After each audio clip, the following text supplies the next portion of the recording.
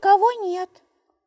Здравствуй, Азиз. Здравствуй, Лола. Здравствуйте, ребята. Здравствуйте, ребята. Азиз, что-то мы с тобой сегодня одни. Да, ты на часы посмотри, рано еще. Еще рано. Ага. И чем мы займемся, пока ждем? Ой, Слушай, а может мы пока в какую-нибудь игру поиграем? Как ты думаешь? давай поиграем в викторину. Я уже вопросы составил. Викторину? Да. Вот это да, хорошая идея. Мне понравилось. Давай, поиграем? Поиграем, давай. Внимание, внимание! Ага. Начинаем викторину. Начинай! Первый вопрос. Двухколесное транспортное средство. Легко! Это же велосипед! Чего смеешься? Это не велосипед, А это что? самокат. Самокат? Да, второй вопрос. Давай. Какое животное может менять цвет? Какое? Хамелеон! А вот и нет. Как это нет? Это карликовая лягушка. Ну вот, опять не тот ответ. Да. Но мой ответ, между прочим, правильный. Я не буду играть в твою викторину. Играй в нее сам. Почему? Да потому что викторина задается вопросами, и ответ может быть только один. Ой, здравствуйте, тетя Мунира. Здравствуй, Лола. Здравствуйте, мои маленькие друзья, а также их родители. Тетя Мунира, Да. а вы сказали один только правильный ответ? Да. Это как? А вот как. Я бы задала иначе вопрос. Как называется лягушка, которая может менять цвет? О, И на этот вопрос может быть только один правильный ответ. Вот. Понятно? Теперь ты понял, Азиз? да, понял. Ребята, порой вопрос сложнее задать, чем найти на него ответ. А вы помните, что вчера на дом были заданы вопросы, и вы нашли на них ответы? Да, мы так ждали. Вы задавали нам вопрос, Так, как называется наука о собаках, да? верно. А мы с дедушкой нашли в словаре ответ. Наука о собаках называется кинология, а люди, которые ей занимаются, кинологи. Молодец. А при чем же тут кино? И почему кинологи занимаются не кино, а собаками? Хороший вопрос, Лолочка. Кино и кинология ни с какой стороны не родственники, Да? хотя они похожи по звукам. Да. Кинология, как и любая наука, происходит от греческого слова «логос» Да. – слово. И еще одно слово происходит от греческого «кинус» – собака. Ага. Понятно? Да. Понятно. Это наука, которая все изучает о собаках, об их происхождении, изучает их породы, дрессировки, физиологию, анатомию. Вот. А кинолог – это специалист по собакам. Ясно вам теперь? Да. Теперь понятно. А слово кино – это урезанный вариант другого слова. Какого? Кинематография. Ух ты! Так называются фильмы, особый вид искусства, в котором произведения создаются с помощью движущегося изображения. Поняла, Лола? Поняла. Спасибо, Азиз. Само же слово кинематограф составлен из греческих корней кинематос, значит движение, а Ой. графу это писать, рисовать, а специалисты этой области носят длинное имя – кинематографист. Ух ты! Молодец, Вот и здорово. получается, что кинологи к кино никакого отношения не имеют. Ух ты! Молодец, правильно. Как, оказывается, интересно изучать слова. Да-да. Кинология, кинолог, кинематографист. Да. Я запомню. Запомни. Был еще один вопрос, между прочим. Да. Вот. Так, Да, я только вот не нашел ответа, почему ослу такие длинные уши. Не нашел. не нашел. Нет. А я знаю, можно скажу? Давай, конечно. рассказывай. Мы с родителями нашли ответ на этот вопрос. Длинные уши осла позволяют выводить лишнее тепло из тела. Представляешь? Да. Они спасают животное от перегрева. Не Так. зря обладатели самых больших ушей обитатели пустынь и саванны. Ой, оказывается, все так просто. Да. Молодцы, молодцы, ребята, все я- вы знаете, да? А я еще, между прочим, знаю, о ком мы будем читать сегодня. Так, Пчелах!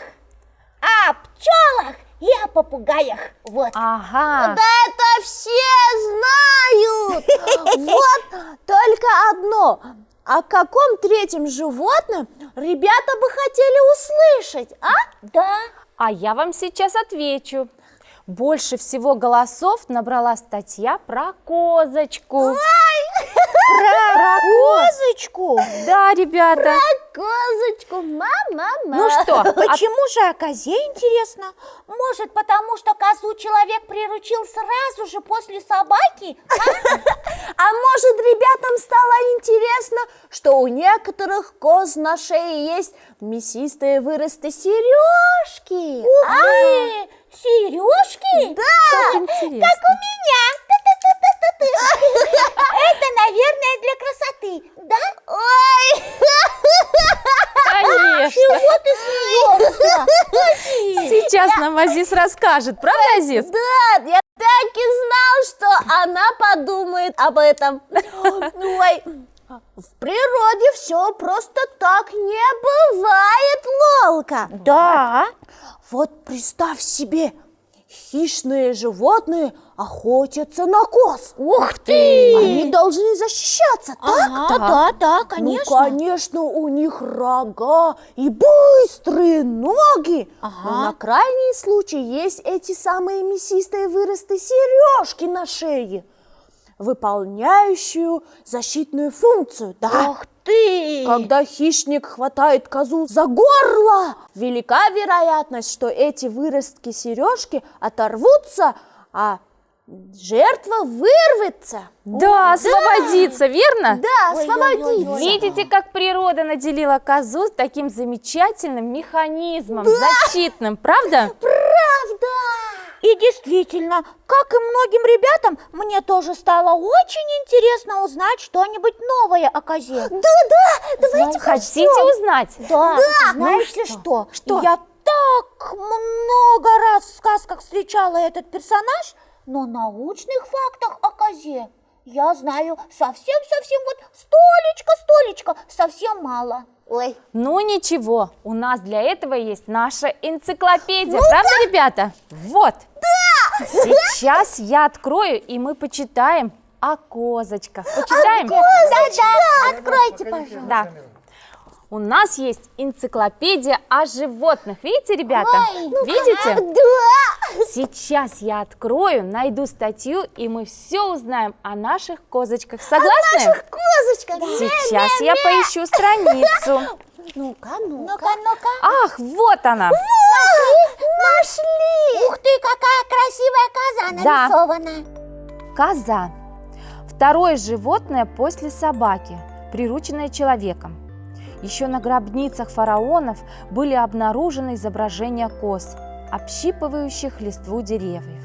Предки домашних коз – дикие бородатые козлы, которые сейчас обитают высоко в горах. Коз разводят ради вкусного и очень полезного молока. Его не только пьют, но и делают из него сыр, масло, мороженое. Тело коз покрыто шерстью. Масть, то есть цвет шерсти коз, может быть от чисто белой до черной и пестрой. Длина, цвет шерсти зависит от породы. Шерсть некоторых коз очень теплая, из нее придут пряжу. И козы, и козлы имеют рога. Ими они могут бодаться. Считается, что у коз упрямый характер. Но при внимании и заботе они становятся нежными и спокойными. Козы – умные и подвижные животные. Хорошо поддаются дрессировке, поэтому их часто можно увидеть в цирке. Козы не требовательны к еде, едят травянистые растения, ветки и листья с деревьев, овощи, сено. Козы хорошо переносят засухи и высокую температуру. Многие не боятся и морозов. В теплое время года козы большую часть времени проводят на пастбище, а в зимний период довольствуются обычным сараем. Детеныша козы и козла называют козленком. Козлята появляются на свет зрячими, с хорошим шерстяным покровом. Уже спустя несколько часов козлята резво скачут и... мекают! Как они мекают, ребята? Молодцы! И еще бодаются. Да. Вот что мы узнали о козочках. Да. Но это еще не все, ребята. Да? Да. Я знаю еще один интересный факт о козочках. Ну-ка, какой? Вы представляете, зрачки у коз прямоугольные. Какие? Прямоугольные. Ой, мамочки. Да. И при этих прямоугольных зрачках коза может видеть вокруг себя, что происходит, не поворачивая головы. Это как? Да. Это как? Вот так вот. Ой. Особенно она видит хорошо ночью, и она может хищника увидеть быстрее, чем хищник заметит ее. Ой, какая она. Да. Как же им живется с квадратными зрачками? Это должно быть так неудобно и еще некрасиво. Да нормально, ты же пока не знала про это, не думала, что у них некрасивые глаза? Я совсем не могла себе представить, что у разных животных могут быть какие-то разные и другие глаза. Могут, ребята. Тетя Мунира, Да. интересно, а какие глаза у пчел, а? Ага, какие? А вот я вам сейчас расскажу. Давайте. У пчел 5 глаз, представляете? 5. 2 сложных больших глаза и 3 маленьких. Да. Большие сложные глаза делятся на ячейки. Ой, Да, и каждая ячейка отвечает за свой участок, потому что когда пчела глядит ими, это такая складывается мозаика, понимаете? Да. А 3 маленьких глаза, 3 маленьких расположены на темени или на лбу. Ой, как интересно. они какие-то монстры, Да оказывается. Нет, пчелы очень трудолюбивый народ. Да. Да. Ой, давайте прочтем про них Давайте. статью. Давайте почитаем. Да. Почитаем, ребята. Почитаем. Сейчас я поищу страницу в нашей замечательной энциклопедии, Ой, и мы еще узнаем много интересного. давайте. Вот, Ну-ка.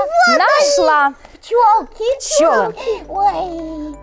Пчелы – первые насекомые, от которых человек стал получать пользу.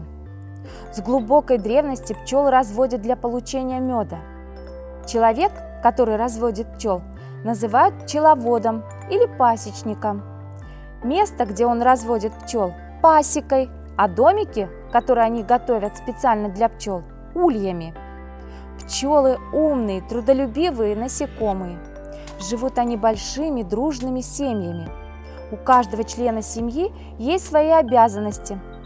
Одни добывают пищу, другие складывают ее в соты, третьи чистят соты, четвертые проветривают улей, пятые дежурят у входа в улей и не пропускают врагов, шестые кормят деток.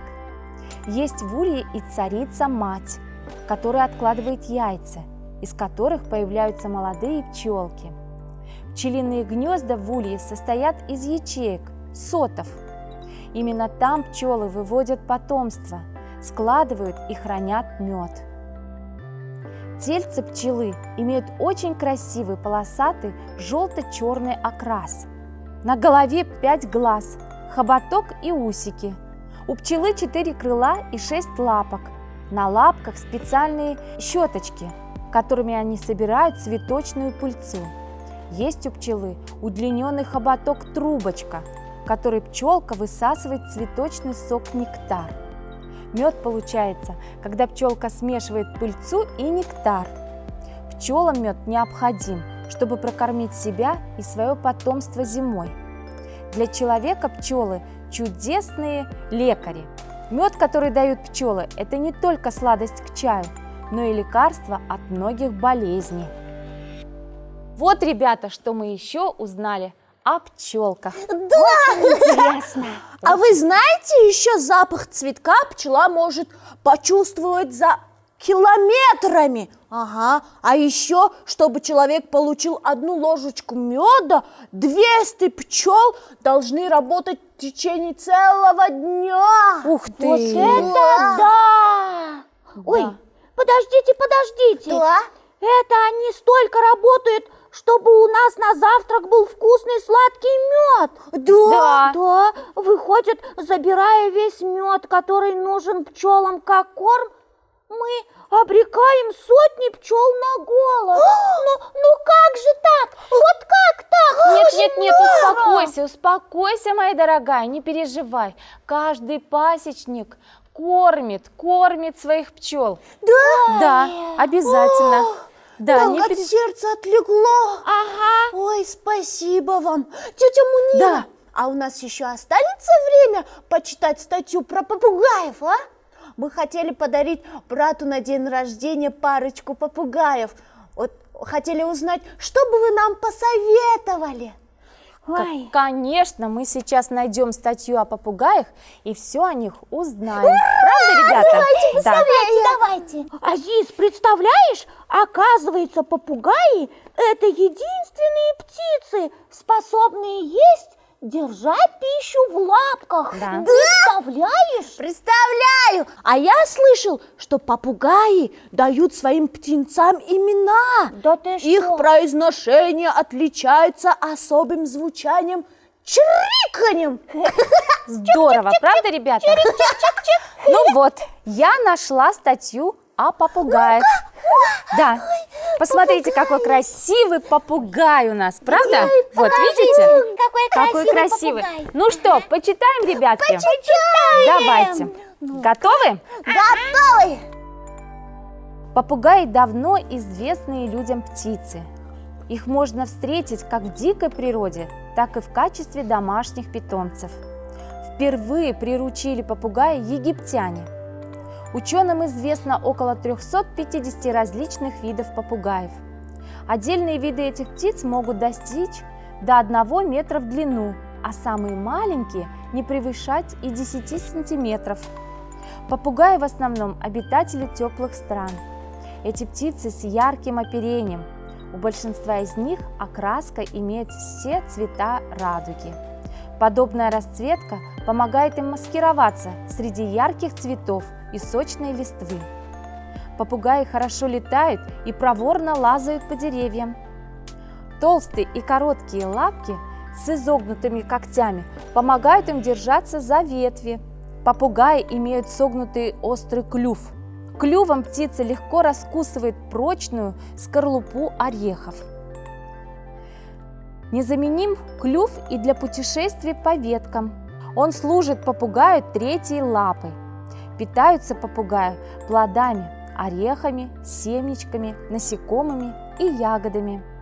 Самки попугаев откладывают от 2 до 9 яиц. Из них вылупляются голые, слепые и беспомощные птенцы. Заботливые родители несколько месяцев ни на минуту не оставляют своих детей, пока они не встанут на крыло. Домашние попугаи живут в клетках. Самыми популярными считаются волнистые попугаи. Они способны подражать голосу человека, могут произносить отдельные слова и короткие фразы.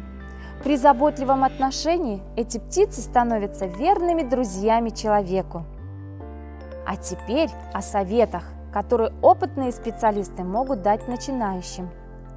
Есть очень много видов попугаев, но если вы хотите купить крупного попугая, какаду или ара, то вам придется досконально изучать литературу об этих видах птиц, пообщаться с владельцами, имеющими достаточный опыт, и, возможно, даже обратиться к профессиональному дрессировщику. Второе. Ребенку крупных попугаев ни в коем случае заводить нельзя.